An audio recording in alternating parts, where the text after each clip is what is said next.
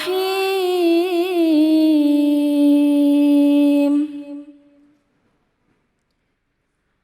ولا تلبسوا الحق بالباطل وتكتموا الحق وأنتم تعلمون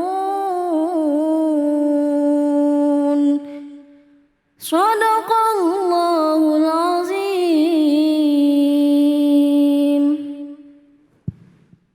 قال الله تعالى في كتابه الكريم أعوذ بالله من الشيطان الرجيم بسم الله الرحمن الرحيم.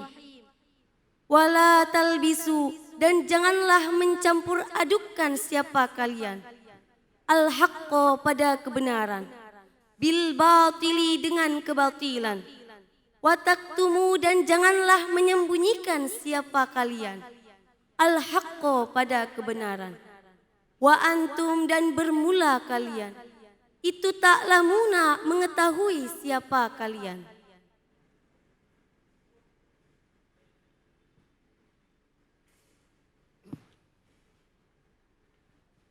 Maha benar Allah dengan segala firman-Nya. Terima kasih untuk Nur Afdatul dan Maghfirah Qori'ah kita pada kali ini. Kalau pemirsa tadi pada segmen sebelumnya kita sudah mendapatkan pemaparan tafsir Al-Quran surah Al-Ahzab ayat 58 oleh Gus Mahrus Iskandar. Pada segmen ini kita akan mendengarkan secara langsung pemaparan dari guru kita berikutnya. Kita akan mendengarkan pemaparan mengenai surah Al-Baqarah ayat 42 yang akan disampaikan oleh Kiai Haji Gufron Mubin. Kiai, silakan. Baik, terima kasih. Assalamualaikum warahmatullahi wabarakatuh. Waalaikumsalam warahmatullahi wabarakatuh. Bismillahirrahmanirrahim. Alhamdulillahi rabbil alamin. Wassalatu wassalamu ala asyrafil anbiya wal mursalin. Allahumma salli ala Sayyidina Muhammadin wa ala ali Sayyidina Muhammad amma ba'du. Pemirsa iNews TV yang dirahmati Allah Subhanahu wa taala. Kajian kita pada kali ini adalah tentang surah Al-Baqarah ayat 42. Bismillahirrahmanirrahim. Wa la talbisul haqqa bil batil wa taktumul haqqa wa antum ta'lamun.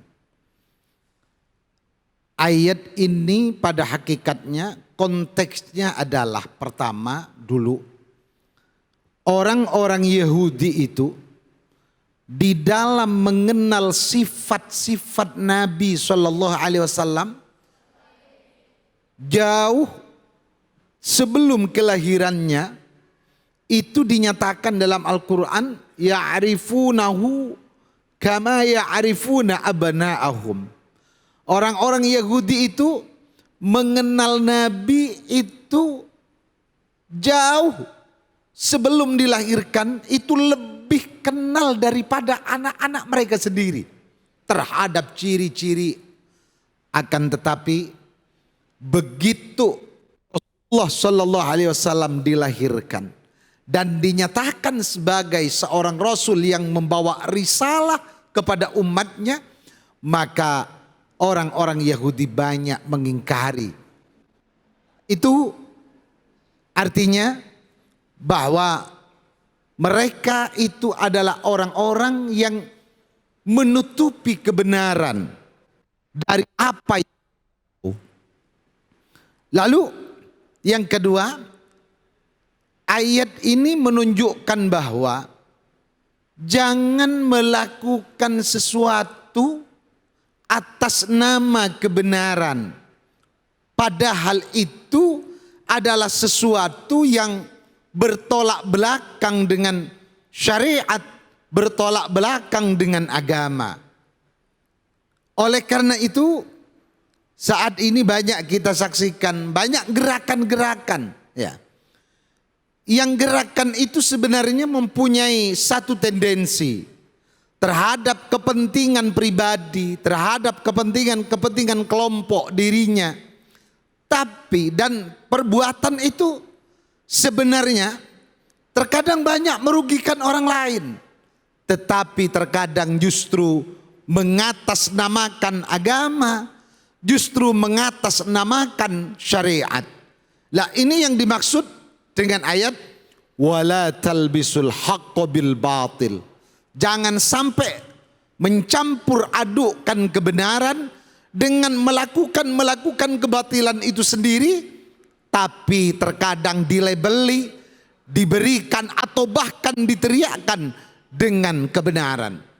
Bahkan terkadang hanya karena ingin mendapatkan dukungan apa yang dilakukan itu, mereka berani meneriakkan bahwa perbuatan itu adalah atas dasar agama.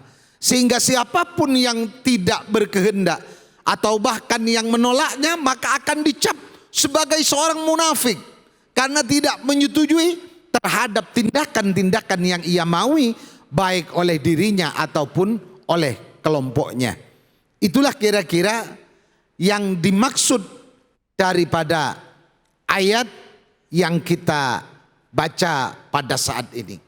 Jadi intinya kita garis bawahi pertama, jangan pernah melakukan sesuatu yang sebenarnya bertolak belakang atau bahkan tidak sesuai dengan ajaran-ajaran Rasulullah SAW, tetapi justru mengatasnamakan ini adalah perintah agama. Kemudian yang kedua, jangan pernah untuk tidak menyampaikan kebenaran dari apa yang kita tahu. Karena kalau apa yang kita tahu dan kita yakini itu benar, maka wajib bagi kita hukumnya untuk menyampaikan. Masalah apa yang kita sampaikan itu diterima atau tidak, itu bukan urusan kita. Itu adalah mutlak hak prerogatif Allah Subhanahu wa ta'ala untuk memberikan bimbingan, untuk memberikan hidayah kepada siapapun kita menyampaikan. Tugas kita ini adalah wa ma alaina illal balau. Tugas kita adalah menyampaikan kebenaran itu sendiri. Baik menyampaikan secara lisan, terutama kita dituntut untuk menjadi uswah, menjadi suri tauladan di dalam mempraktekkan kebenaran itu sendiri. Sehingga bukan hanya kata yang didengar, tetapi mereka bisa melihat kepada kita, bahwa mereka bisa melihat bahwa kita sebagai contoh, sebagai suri tauladan di dalam melaksanakan apa yang kita sampaikan itu sendiri. Sehingga sangat buruk bagi siapapun yang menyampaikan kebaikan tapi justru berkontradiksi dirinya dengan kebaikan-kebaikan yang disampaikan itu. Maka oleh karena itu mari kita senantiasa berkomitmen dan beristiqamah untuk senantiasa menyampaikan kebenaran tentang Allah Subhanahu wa ta'ala dan kebenaran-kebenaran tentang Nabi dan ajaran-ajaran Rasulullah sallallahu alaihi wasallam. Barangkali ini sudah, Ustaz? Baik, terima kasih Kiai untuk tausiahnya. Seperti yang juga tadi sudah dilakukan, saya mempersilahkan untuk jamaah yang sudah hadir di sini yang ingin bertanya langsung kepada Kiai. Mungkin ada yang sudah disiapkan pertanyaannya, silahkan. Siapa? Ya, silahkan. Sebutkan nama dan pertanyaannya. Assalamualaikum warahmatullahi wabarakatuh. Waalaikumsalam warahmatullahi wabarakatuh. Perkenalkan, nama saya Ananda Hurin Amalia Asna. Afan Ustadz, izin bertanya. Baik. Apa hukumnya jika kita menutupi kebenaran untuk keselamatan seseorang?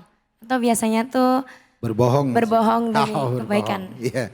Yeah. Syukran Ustadz. Wassalamualaikum warahmatullahi wabarakatuh. Waalaikumsalam warahmatullahi wabarakatuh. Baik. Bismillahirrahmanirrahim. Wallahu a'lam bishawab. Bagaimana hukumnya kalau kita menutupi kebenaran? Sebenarnya tepatnya bukan menutupi kebenaran, tapi harus berbohong demi kebaikan. Begitu mungkin? Al-Imam An-Nawawi rahimahullahu ta'ala dalam satu kitab beliau, Tawdihul Ahkam fi Bulughil Maram, Beliau menyampaikan bahwa bahkan terkadang berbohong itu ada kalanya harus. Kalau dalam bahasa fikihnya wajib umpamanya. Bahasa kitanya harus bohong. Kenapa? Pertama, untuk menyelamatkan jiwa seseorang. Ada orang dikejar-kejar mau dibunuh sama orang. Terus orangnya ngumpet, ngilang. Tanya, ada orang ngumpet gak di sini? Gak ada Pak. Saya dari sini dari tadi nggak ada orang. Ya, berbohong tapi demi keselamatan jiwa seseorang itu bahkan wajib. Jadi kebohongan itu pada dasarnya tidak boleh. Kebohongan itu pada dasarnya hukumnya haram. Tapi pada hal-hal yang lain, ya, pada saat untuk melindungi jiwa seseorang, untuk melindungi harta benda seseorang, untuk melindungi kehormatan seseorang, maka terkadang berbohong itu wajib untuk dilakukan. Nah, tapi kita nggak mau bahas. Lah terus kalau istrinya dibohongi gimana Ustaz? Enggak. Ya, itu urusan lain nanti. Tetapi ini para adik-adik, ya, santri semuanya dan semua pemirsa iNews TV yang dirahmati Allah Subhanahu wa taala, bahwa terkadang berbohong bukan hanya boleh tapi bahkan harus. Pertama, untuk melindungi jiwa seseorang, yang kedua melindungi harta benda ataupun harga diri. Nah, itu adalah harus kita lakukan. Walaupun berbohong pada dasarnya tidak boleh dan dilarang oleh hukum syariat. Demikian kira-kira, terima kasih. Terima kasih Kiai, sudah cukup jelas ya. Memang diperbolehkan untuk berbohong, tapi adik-adik sekali lagi hati-hati ya. Baik, Kiai betul. ya. Karena kalau salah-salah malah jadi dosa. Jadi dosa. Ingat persyaratannya sangat berat, jadi kita harus benar-benar punya kesadaran apakah yang harus kita katakan. Terima kasih Baik. Kiai, dan kita sudah mendengarkan tausiah dari Kiai Haji Gufron Mubin tentang surah Al-Baqarah ayat ke-42.